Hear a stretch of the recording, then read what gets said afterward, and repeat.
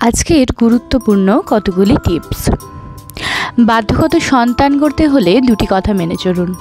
পড়া চলা কিংবা কথা সন্তানকে যে আচরণে অভ্যস্ত করতে চান সেই পদক্ষেপে যেন অতিশাসন না থাকে।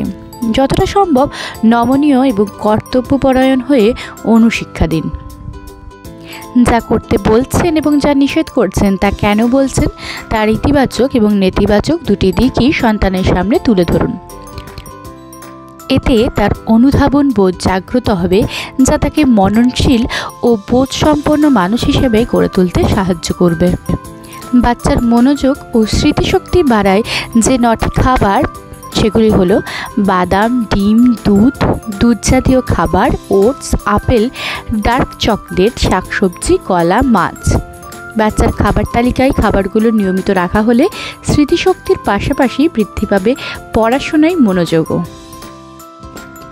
মানুষের দৈহিক গঠন কিংবা রং নিয়ে বাজে মন্তব্য করবেন না, অন্যথায় সন্তানও আপনাকে অনুকরণ করবে।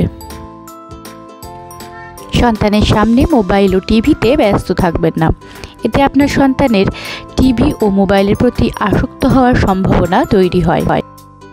সন্তানের দুষ্টুমি বা কান্নায় বিরক্ত বা রেগে গিয়ে চিৎকার চেঁচামেচি করবেন না, এতে সন্তানের মধ্যেও উগ্রতা, জেদ এমনকি বিরক্ত তৈরি হবে। শিশুদের সামনে সিগারেট, কোল্ড ড্রিঙ্কস বা ক্ষতিকারক খাবার থেকে বিরত থাকুন, যাতে আপনার সন্তানের মধ্যে এই অভ্যাস করে না ওঠে। আজকের ভিডিওটা এই পর্যন্তই। ভালো লাগলে লাইক করবেন, চ্যানেলটি সাবস্ক্রাইব করে রাখবেন। ধন্যবাদ।